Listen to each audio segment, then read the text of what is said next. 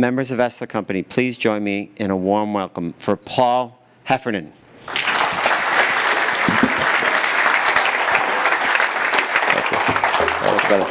Oops. Good evening, everyone. He's a tough act to follow, but now I know I can swear, so that's a good thing. So good afternoon, Esler Companies. I'm delighted to be here with you tonight. I've got a couple things I want to cover, but I, like the singer that we mentioned this morning, had this kind of epiphany with your leader through the Paganos, and as you well know, he's quite contagious, quite convincing, and I think he said on the phone, "You got me from the word hello," and we connected on a lot of fronts, and sitting here today has given me an even broader perspective on who Esler Companies are and who you want to be, and it's given me a great perspective for this evening's presentation, so I appreciate that. What I want to do tonight is talk very little about myself, but about New Balance's journey. And I think it's important because our journey is over 100 years old, and it's helped us, you know, the activities and the organic growth has really helped us in our decision making, and those principles have helped us in how we make decisions along the way. I have a little video that I'm going to show you that talks a little bit about a customer experience. And then tonight we have a special opportunity for those of you who haven't already done it, but we brought in one of our largest franchise owners, Michael DeCibio. Michael, can you raise your hand? Give a warm welcome to Michael. About 25 years ago, New Balance felt that the brand was strong enough to take on its own position in the retail market. So we went out and sought best-in-class owners and operators. And Michael is now the proud owner of 4 different locations in the New England area. He's in South Windsor, Avon, he's in New Canaan, and also in Cranston, Rhode Island. And he's here tonight to take you through what is the ultimate consumer experience for us is proper fit. And shoes that fit better, perform better, and I could take you on a journey that would last the whole evening about fit. But this is really our core and our background. And if every customer that we had went through this experience that you'll go through tonight, I would have many more customers, I would have higher average retail ticket prices, and I would have loyal repeat customers for life. Because as we look at the foot, we all go to the doctors once a year, at least for a physical. We get our teeth cleaned twice a year. But no one goes and gets their feet looked at until they hurt. And by the time they're hurt, it's not too late, but usually it's more of a painful delay of game. And when you can't move, and you're in the movement world, you can't live. And so the idea of movement is very special to us, both for personal health, for mental health, and everything else. But you're going to get a chance to do that. And for those of you who are athletic and been around the horn, it'll be a nice engagement. For those of you who are like, I didn't know this was as sophisticated as it was, and for those of you who want to get a nice pair of shoes to drink wine or beer in, then you're ahead of the game too. So that's going to be a real great thing, and I appreciate Michael and all his staff for coming from Connecticut, setting up both the automated part of it as well as the traditional part of it. So New Balance was established in 1906, and what we're very proud of is the fact that most companies, multinational companies, don't last but 20 or 30 years. We've been around now for 111 years. We celebrated our centennial in 2006 with some grandiose activities, and it was very special. But even from the get-go, we were very purposeful in our positioning, right? Foot health, arch supports, and even a bit of delight in there with the idea of free trial. Back in the early 1900s, that was something that was, not known before, and today is something that's probably a given in our business. So it really established a terrific precedent for the company. This is Arthur Hall. Arthur Hall was your idea of a canvasser. That's one of my inside words that I picked up. He went door to door, foot to foot, feet to feet, helping people really who are on their feet. So this is predates anything other than probably a good pair of Converse All-Stars or a pair of PF Flyers. And Arthur would go around and help people who were on their feet, servicemen, police, hotel staff, and he did this with a terrific personal touch. And it gave us some roots in this particular end of the business. We then extended out to making footwear, and in this case, New Balance running shoe in 1938 in Belmont, Massachusetts. And interesting that running became our first entry into the marketplace, because running has turned out to be the most performance-oriented category in the business. Stretches a bandwidth from high performance to track and field to athletes, young, old, comfort, casual, good looking, and has stood the test of time. And it gives us the performance credibility that we own and we need as a brand moving forward. And it's interesting that in a lot of industries you talk about the big three and there's only room for so many people. Well, if you and I in the room opened up a store tomorrow, we'd probably have 8 or 9 running brands, which is highly unusual for an industry. Nike, Brooks, Saucony, Asics, New Balance, Converse is in the business, Reebok, Hoka, Hocus Pocus as I call them, a couple other brands that are in there. Another brand, anybody say another brand?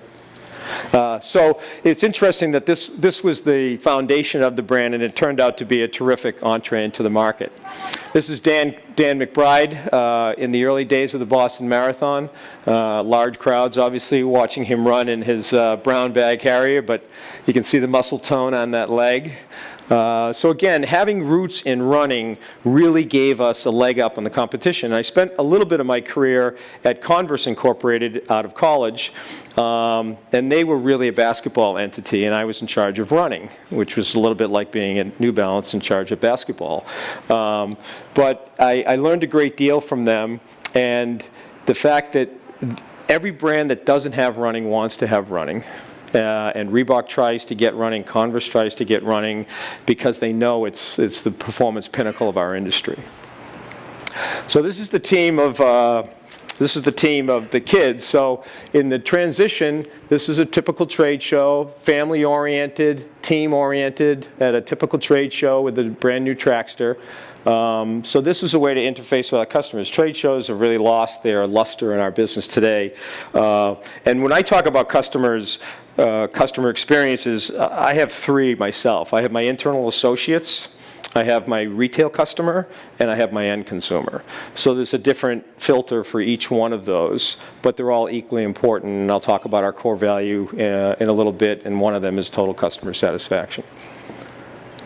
So then we move on to the Trackster, which was at the time rocket science. It had a rippled outsole. It had a piece of sheet EVA for cushioning.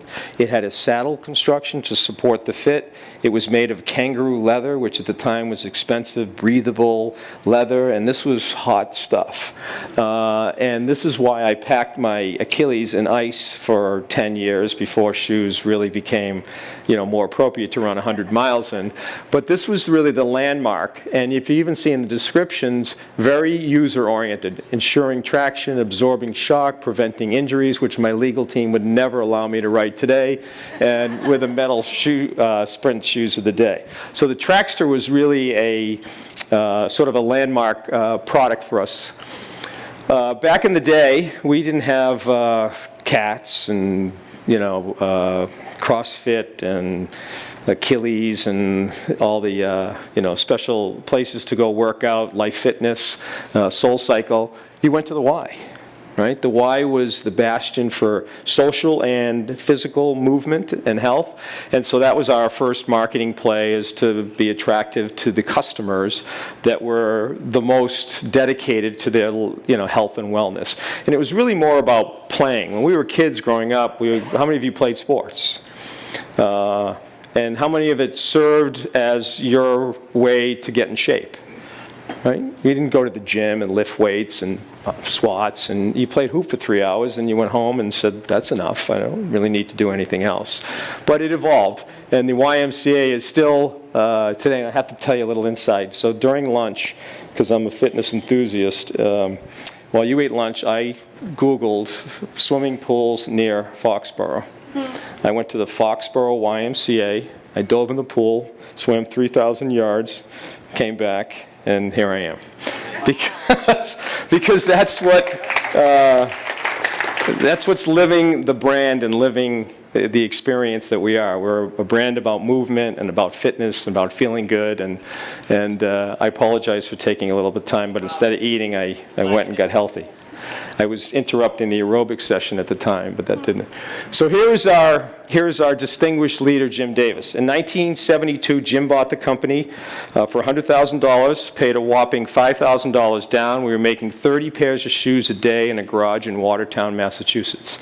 He was an electrical salesman, had looked at the company, and on the way out, the guy said, "Why don't you take a pair of shoes?" And Jim had been an athlete, went to Middlebury College, played football for Brookline High.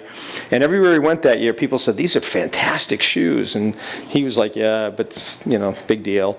So he went back, and a second time around, he purchased the company. And the brand had some instant meteoric growth. But at the same time, he was told by the founding fathers, "Don't lose the widths and make the shoes here." Two things that we have held close to heart in an uber competitive market, especially the sourcing end of it, and a business model that's very difficult to deliver on in width sizing. But it stands the test of time, and it creates a point of difference that forever keeps us different from some of the other brands. So and for me, he's a motivator. You talk about loving to work for a brand, and I think John and I have had the discussion about love, and as a mentor, I tell young people all the time, love what you do or love the space you're in, because otherwise this is not a rehearsal. This is, your life, and I've coached a lot of kids from, thinking they want to make money to being in something that they love, that they happen to make good money at, and they have a great balance of life, and the rest is history. But it really is. It's very simple. And I saw where Stephen Jobs said something like that, so I feel like I'm in a great company and he was a lifelong 990 wearer. So there's our man, Jim Davis. Someone said, I remember this blue New Balance shoe in 1976. So I can remember asking Jim Davis, we were at a celebration of our company celebrating, we reached $1 billion in sales. So we were backstage after the meeting that Pagano Media had put together for us, and I said, "Did you ever imagine getting to $1 billion in sales?" He said, "To tell you the truth, Hef." And I said, when he calls me Hef, I know I'm in good graces. Then when he says, "Paul, I need to see you." So he said, "Hef, in 1976, we grew from 40 to 80 billion in 1 year." He said, "That year, I knew we had something." And I was really excited about the opportunity, even though the billion was obviously an incredible number for us to reach. And today, interesting, with your goal of $1 billion with love, obviously you've got a road to that.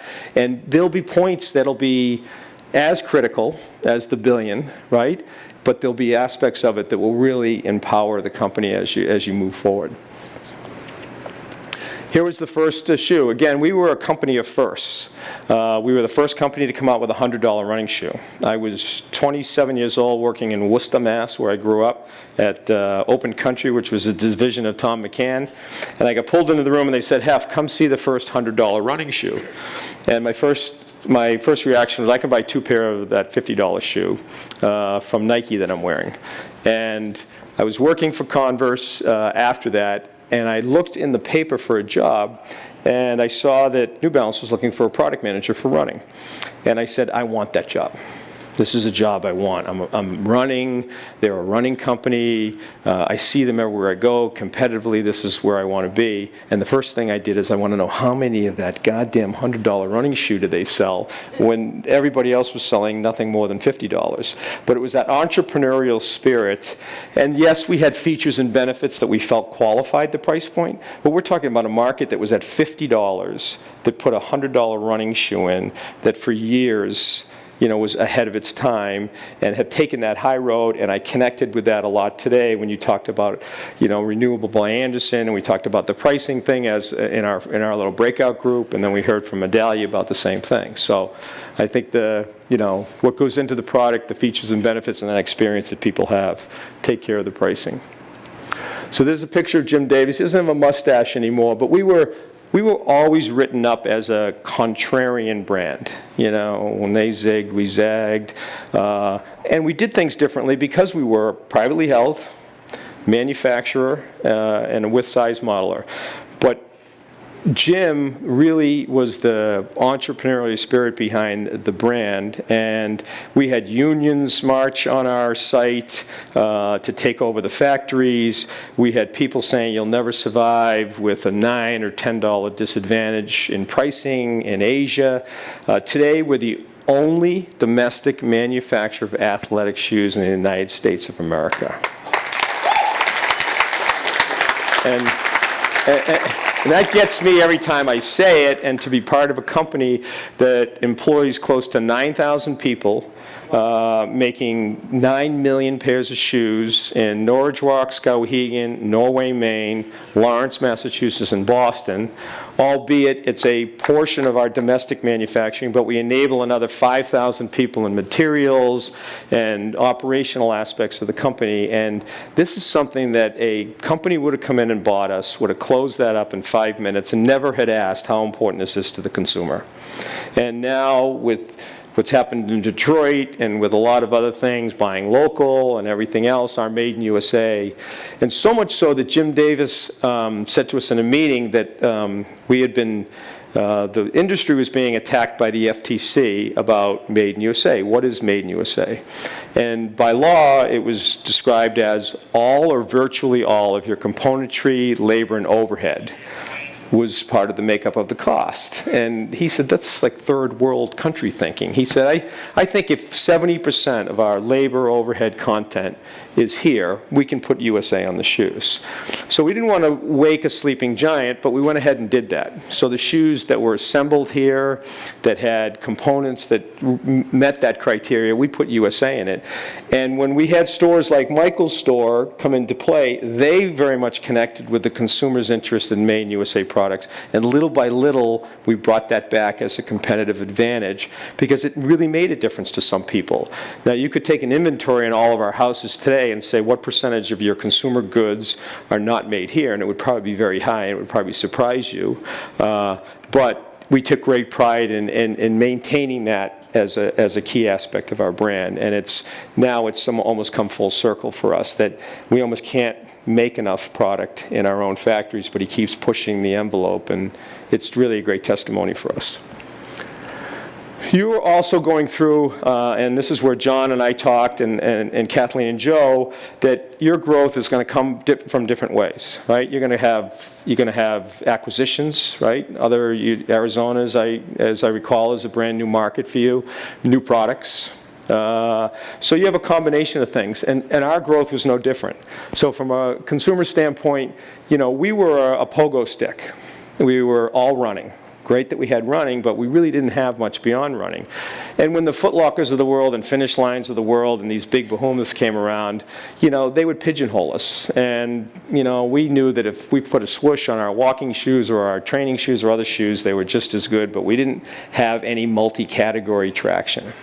So along came the transformation of the jean market. And so we're influenced, as you are, maybe by economies and lifestyle and things of that nature. We're influenced by fashion, and it's a fashion business to a large degree.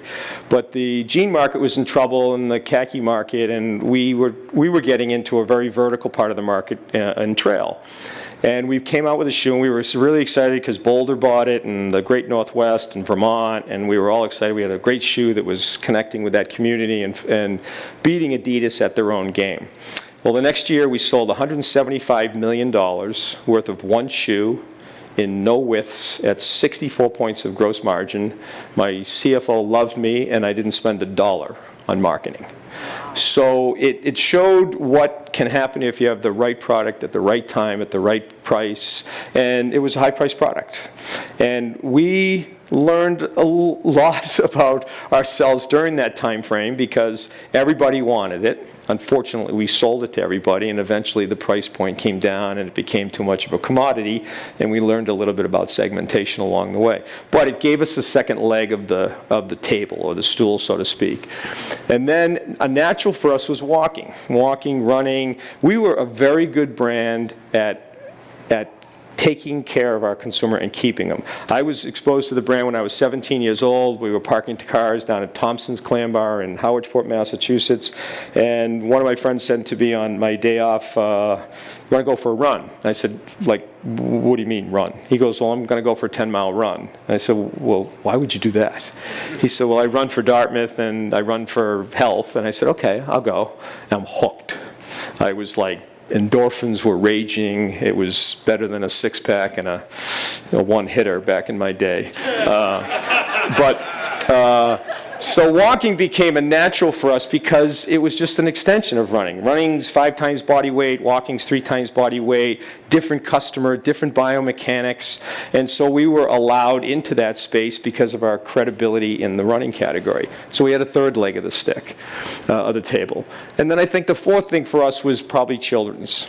Because now we had a big enough business that young people were interested, moms or dads were interested in buying that type of footwear, and taking down your best-in-class shoes and putting them in children's sizes gave us another piece of the business. And not the rest is history, but then we really, had, a foundation from which to grow the business.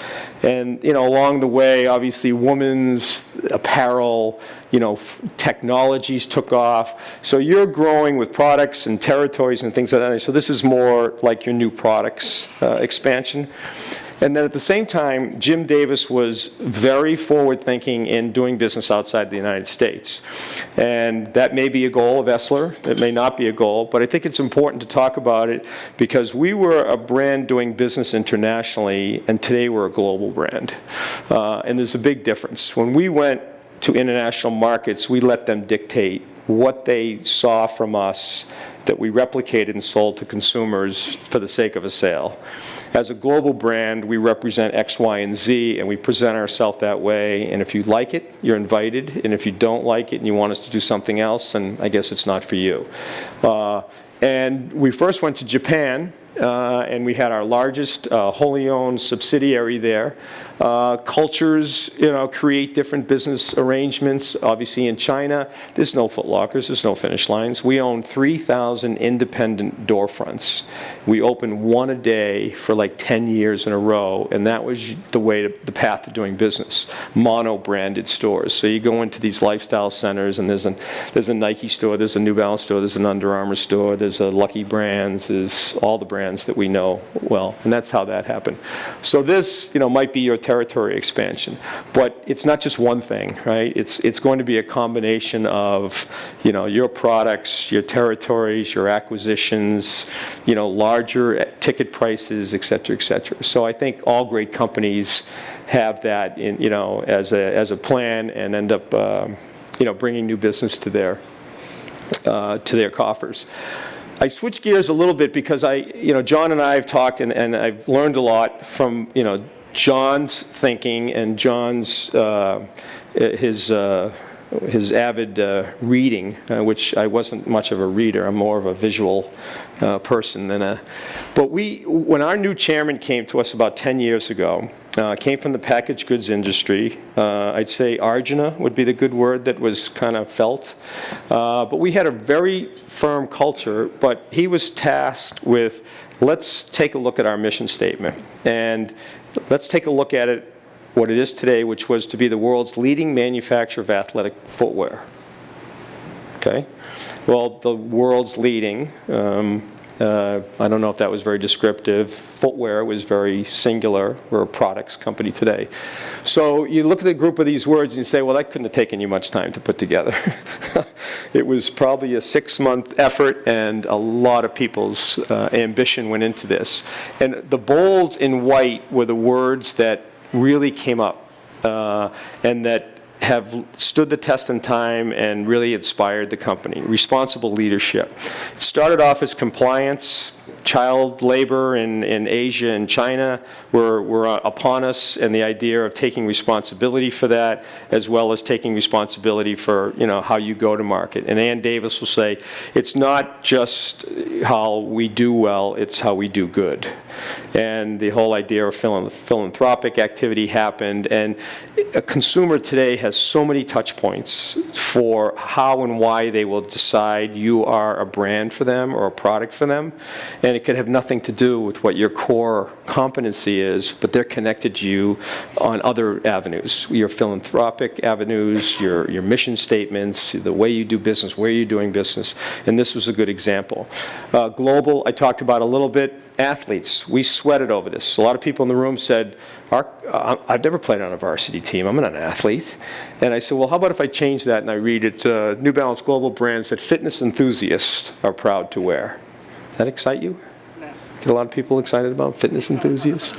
So we said it's aspirational, right? So you aspire, and back in the day it was easy when someone said, if it's good enough for Bob Cousy, it's good enough for me. I grew up in Worcester, and the Coos grew up in Worcester, so and he ran around in his black PF flyers, and he was the greatest, right? And if he can wear them, I can wear them. So athletes was a key word. Associates. John and I have had a lot of conversations. We do not use the word employee. Internally. My internal customer is my associate. So I'd like you to meet John, my associate, and I'd like you to meet Tom, my employee. Who's who? I'm confused by John. I don't know if you work for John or John works for you. It doesn't matter. It's the fact that we treat each other and call each other and act like we're associates, because that's what we are. We're associates. So the word employee kind of rings at me all the time, and I'm on a couple of boards, and I've even tried to embed that in all of our thinking. I don't care if I'm in the elevator with the maintenance people. I know their names. I interface with them. It's the little things. You've talked all day long about the lighting and doing the unexpected, and who was the gentleman who fixed the disposal? Right over there. Nordstrom's has one story that someone came in with tires, brought their tires into Nordstrom's, and asked for a replacement pair. They don't sell tires, but he ended up turning that customer into a couple $1,000 exchange on suits or something else, and meanwhile I took the tires. So delighting and over-delivering is always there. And community. So we look at the fact that when we go into a community, we're a manufacturer, which is dicey, right? Civil action, you're pouring bad things into our water systems and into our air. So when we go into a community, we want to be their partner, right? So we have jobs, but we also have wellness programs. We're going to do good things for the local community and building playgrounds. We have a philanthropic group that does things with Cradles to Crayons, Habitat for Humanity, etc. So we like the fact that especially in Maine, New Balance is Maine and Maine is New Balance, along with Harold Alfon from Dexter Shoe, who had factories up there in the heyday. He's another one of those players. So this took a lot to do. Out of that came what we call core values. And what is interesting, and Kathleen made a great point when we were chatting, is that we're over 100 years old. Esler Companies is not. But that doesn't mean you don't have all these assets. It means they will develop and you will continually evolve so that things that you're presenting to your consumer will be, different, and they will be, guiding your business and your decision making. So integrity was something that was just the way Jim and Ann did business. And I define integrity as doing the right thing when no one's looking. I don't know how anybody else does, but it seems like it's a pretty simple way to explain it. And that's the way it is. Sometimes I find myself picking up something in the hallway and maybe throwing it away, or doing something. I'm like, is anybody watching me do this? Or, I'm not looking for credit, but it's just little stuff that we do. Just the other day, our car parking service under our building, which is brand new, one of the gentlemen rides a bike to work, and it was pouring rain out. I said, what are you going to wear on the way home? And he speaks broken English, and my Spanish is not very good, although I told my kids, speak a language and play an instrument, and I'm 0 for 4. on that front. But Rudy, he said, I get to wear it here, and he showed me what he's wearing. I said, no, come to my car. So I gave him my Gore-Tex, beautiful, golf pant, my waterproof pant, and my jacket. And the next day he brought it back, and he hands me $40. And I said, what's the money for? He said, I found it in your pocket. And at the end of the day, I went down and I said, here's 20 for giving me my money back, and where the hell are my pants? He said, they're at home, I'll bring them tomorrow. I said, you're a day late. Total customer satisfaction. We had hundreds of things coming at the company when we were growing. TQM, ISOs, Lean, Kaizen thinking, all these things. And Jim is private in a lot of ways and said, I'm not letting any company come into our company and tell us what to do and how to do it, even if there were great things from it. We'll take best practices and do it ourselves. So we turned this into NB2E, and our manufacturing changed to create the word from teamwork that years ago manufacturing was separated. They were making shoes, they were stitching over here, they were cementing over here, they were, consolidating over here, and we went to cells. So everybody would make a pair of shoes. They would all be cross-trained, and the productivity, went through the roof. And we really made a workplace a lot more interesting for an associate rather than stamping leather and cutting parts out of leather, which was teamwork. But the total customer satisfaction just meant continuous improvement. We're going to continually try to strive and improve. And then it became your internal customer, your external customer, the end retail customer. But he didn't borrow anything from Jack Welch and lump off the bottom 10% every day and bring in, new people. I think the only person he was influenced by was Red Auerbach. We had Red on a board. Jim does not have a board, by the way, interesting enough, as a $5 billion company. He's that independent in his thinking. That can be a good thing and a bad thing. But Red Auerbach, obviously, coach of a lifetime, and he always had this rule of having sort of a Heisman sort of distance relationship with his associates. And Jim had put a lot of his best friends to work. You got this territory, you were the head agent for this territory, you were my marketing guy. And there was a time when I felt like he changed that because it was too big to do that, and it was just too it was not correct for us. It wasn't part of our culture also. But that's about the only person I ever felt like, and it was more interpersonal than it was, business practice. So these are organic, and these are things that resonate internally, are mostly driving our internal consumer, and these are the types of things that I think you have an incredible amount of inertia to put together and to put to practice for people to know not only what Renewable by Anderson is, but what Esler companies are, right? Because at present, they are two different entities, and what does your end consumer know about Renewable versus what do they know about Esler? It'll be an interesting journey and a ride, and I love what I see, initially. It's really terrific. These I'm going to go through quickly, but we have these, we call these the pillars for us, and it's how we live: leading with character, fearlessly independent, privately held, relentlessly driven, athletes first. So these are things that empower us and become the guiding principles that we make decisions on a daily basis. And these are very keen for us. And then I took John, he came over to the company, and we have this big quote wall. And these are just quotes that came up from senior leadership, from associates, all organic and internally. One of Ann's favorites was how we achieve our results are as important as achieving them. Right? So the way you do business, you talked a lot about today, and I picked up a lot of learning in my little subgroup about the way to do business, whether it's preparedness. I was on the consultation to transaction part of the thing, which I chose.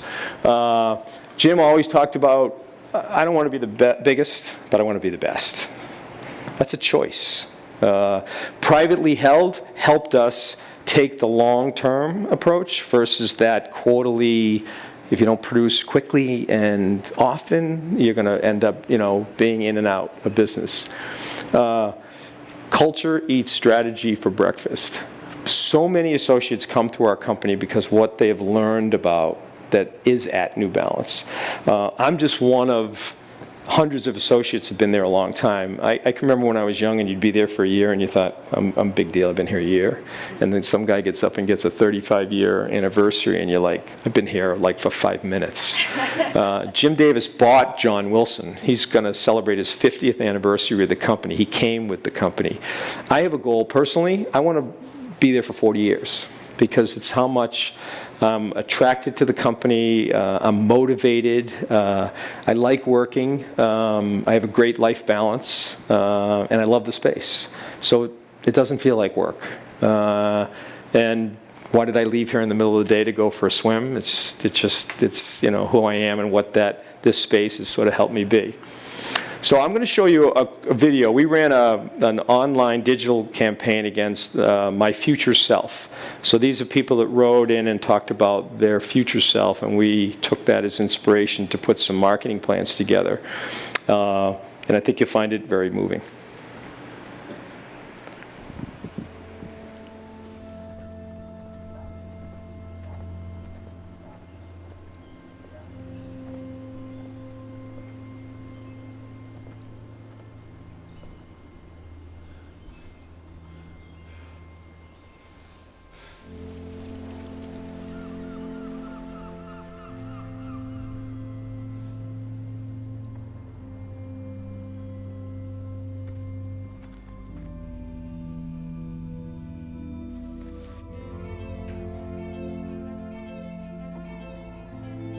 Boris,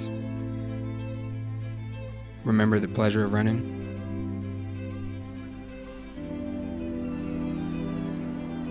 Remember the pain, how much it hurt, when you knew you were made for more.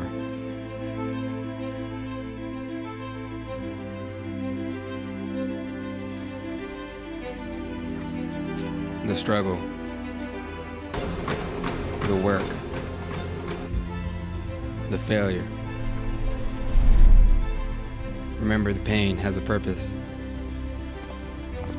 That's how character is built.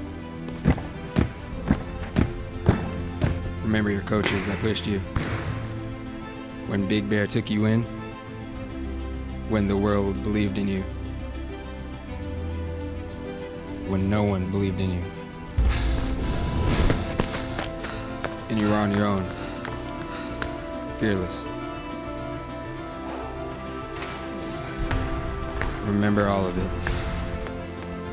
Because that is what made you. Remember all of it. Every time you put it on the line. Remember yourself. Yours truly. Boris Berrien.